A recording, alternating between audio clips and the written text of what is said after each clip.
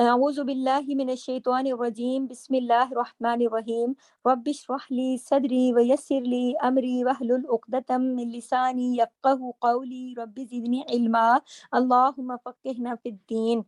طہارت کے مسائل کے سلسلے میں جیسا کہ ہمارا ٹاپک غسل کے مسائل چل رہا ہے، غسل کے مسائل کے تحت ہمارا لیسن نمبر 60 یعنی 60 ہے۔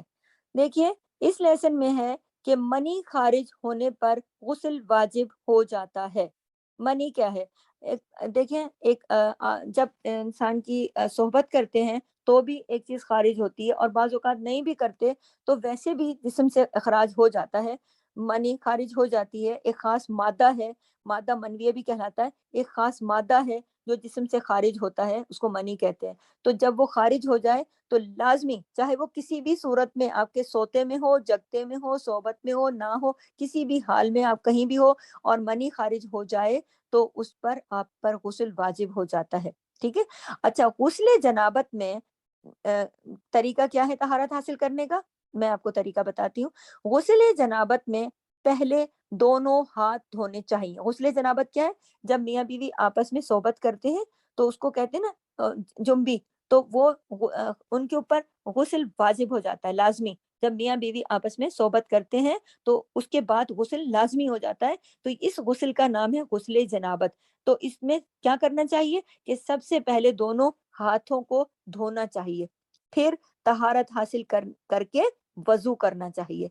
حضرت عائشہ رضی اللہ تعالیٰ عنہ سے روایت ہے کہ رسول اللہ صلی اللہ علیہ وسلم جب غسل جنابت فرماتے تو برتن میں ہاتھ ڈالنے سے پہلے دونوں ہاتھ دھوتے، پھر نماز کی طرح وضو کرتے، پھر غسل فرماتے۔ اسے مسلم نے روایت کیا ہے۔ یعنی کہ نبی کریم صلی اللہ علیہ وسلم پر جب غسل جنابت فرض ہو جاتا تھا تو وہ اپنا ہاتھ کسی بھی برتن کے پانی میں ڈال نہیں دیتے تھے، بلکہ پہلے ہاتھوں کو اچھی طرح دھوتے تھے اور پھر بالکل اس طرح سے وضو کرتے تھے جیسا کہ نماز میں کیا جاتا ہے، اور اس کے بعد پھر غسل فرماتے تھے۔ تو یہ دیکھیں، یہ طریقے ہیں زندگی کے، یہ ہمیں اور آپ کو سب کو آنے چاہیے کہ ہم نے کس طریقے سے پہلے ہاتھ دھونے، پھر وضو کرنا ہے اور پھر غسل کرنا ہے طہارت حاصل کرنے کے لیے۔ اسی میں ہے کہ غسل جنابت کا مسنون طریقہ۔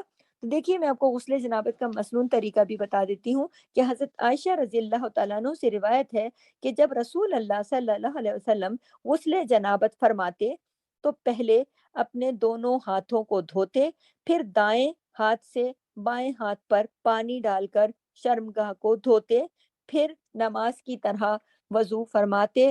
اس کے بعد ہاتھ کی انگلیوں سے سر کے بالوں کی جڑوں کو پانی سے تر کرتے، یعنی کہ 3 لپ پانی سر پر ڈالتے، 3 یعنی کہ چلو جس کو کہتے ہیں، اور پانی سر پہ ڈالتے، پھر سارے بدن پر پانی بہاتے، آخر میں ایک دفعہ پھر دونوں پاؤں دھوتے۔ اسے بخاری اور مسلم نے روایت کیا ہے۔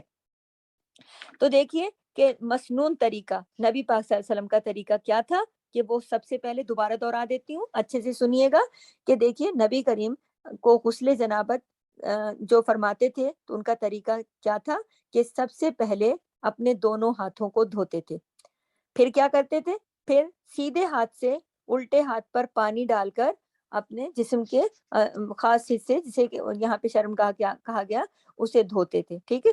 پھر اس کے بعد کیا کرتے تھے کہ بالکل نماز کی طرح سے وضو کرتے تھے۔ وضو ہو گیا، پھر اس کے بعد وضو کے بعد ہاتھ کی انگلیوں سے، اپنے ہاتھ کی انگلیوں سے سر کے بالوں کی جڑوں کو، سر کے بالوں کی جڑوں کو پانی سے تر کرتے، یعنی گیلا کرتے۔ پھر کیا کرتے اس کے بعد اگلا عمل کہ 3 چلو پانی کے بھر کے، لپ لپ کہتے ہیں ایسے جو جیسے اچھا خاصا پانی ہوتا ہے، ہاتھ پہ بھی یوں کر کے جمع کر لو 3 لپ پانی۔ اب یہ ہاتھ کا کہا گیا یا کیونکہ پنجابی زبان میں لپ کہتے ہیں ہاتھ کے اوپر والے پانی کو، اب یہ یہاں پر کہا گیا کہ 3 لپ پانی سر پہ ڈالتے، ہو سکتا ہے کہ وہ کسی ہاتھ سے ڈالتے ہیں یا ڈول سے ڈالتے ہو، تو 3 لپ پانی بھر کے سر پہ ڈالتے تھے، یعنی کہ سر کے بالوں کی جڑوں کو اچھی طرح پہلے تر کر لیتے تھے، پھر اوپر سے پانی بہا دیتے تھے، پھر کیا کرتے تھے سارے جسم پر، بدن پر بھی پانی بہاتے تھے، اور سب سے آخر میں کیا کرتے تھے پاؤں دھو لیتے تھے۔ اسے بخاری اور مسلم دونوں نے روایت کیا ہے۔ تو یہ تھا نبی کریم صلی اللہ علیہ وسلم کا غسل جنابت کا مسنون طریقہ۔ اور غسل جنابت میں پانی سر کے بالوں کی جڑوں تک لازمی پہنچنا چاہیے۔ اس سلسلے میں حضرت ثوبان رضی اللہ تعالی عنہ سے روایت ہے کہ صحابہ کرام رضی اللہ تعالی عنہ نے نبی اکرم صلی اللہ علیہ وسلم سے غسل جنابت کے بارے میں سوال کیا تو آپ صلی اللہ علیہ وسلم نے فرمایا کہ مرد اپنے سر کے بال کھولے اور انہیں دھوئے حتیٰ کہ پانی بالوں کی جڑوں تک جائے، اور عورت کے بالوں کو بھی کھولنا عورت کے بالوں کو کھولنا ضروری نہیں ہے، بلکہ وہ اپنی دونوں ہتھیلیوں سے 3 لپ پانی اپنے سر پر ڈالے پھر غسل مکمل کرے۔ اسے ابو داؤد نے روایت کیا ہے۔ نیل پالش یا کوئی دوسری چیز جو جسم تک پانی کو پہنچنے نہیں دیتی، اسے غسل سے پہلے دور کرنا ضروری ہے، کیونکہ اس کے بغیر غسل ہی مکمل نہیں ہوتا۔ تو یہاں پہ میں آپ کو دوبارہ عرض کر دوں کہ غسل جنابت یعنی صحبت کے بعد جو غسل ہے وہ بہت ضروری ہے، اور اس میں ضروری چیز کیا ہے کہ پانی جو ہے وہ سر کے بالوں کی جڑوں پر پہنچنا بہت ضروری ہے، ٹھیک ہے۔ تو نبی کریم نے جو طریقہ بتایا نا کہ اس میں حضرت صوبان نے پوچھا تو انہوں نے بتایا۔ اچھا، اس زمانے میں نبی کے زمانے میں مردوں کے بھی لمبے لمبے بال بھی ہوتے تھے نا، بڑی بڑی زلفیں ہوتی تھی اور وہ باندھ کے بھی رکھتے تھے، تو وہاں پر یہ ہو رہا ہے نا کہ مرد اپنے بال سارے کھولے اور پورا جڑوں میں بھی پانی ڈالے، اور عورتوں کے بھی بالوں کی جڑوں تک میں، یہ نہیں کہ نیچے نیچے جو لٹک رہے ہیں بال صرف یہ گیلے ہو، نہیں، سر کے بالوں کی جڑوں تک پانی پہنچنا ضروری ہے، ٹھیک ہے۔ اور ساتھ میں نے آپ کو اضافی بات بتائی ہے کہ اگر ہاتھ پر نیل پالش لگی ہوگی یا کوئی بھی اور اس قسم کی چیز جو جسم تک، ہمارے ناخن ہمارے جسم کا حصہ ہے، تو اگر پانی ہمارے جسم تک پہنچے گا ہی نہیں، فرض کریں کہ ناخن پالش لگی ہوئی ہے اور ہم نے غسل جنابت لینا ہے، تو ہمارا جب ہم غسل کریں گے تو پانی ہمارے ناخنوں تک تو نہیں پہنچے گا نا، اوپر پالش لگی ہوئی ہے تو غسل نہیں ہوگا۔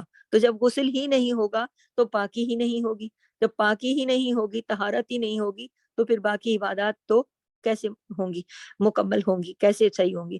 تو اس لیے ان سب چیزوں کا بہت زیادہ خیال رکھنا ہے۔ یہ ہمارا سبق نمبر 60 ہے، 60۔ سبحانک اللہم و بحمدک، نشہد ان لا الہ الا انت، نستغفرک و نتوب الیک۔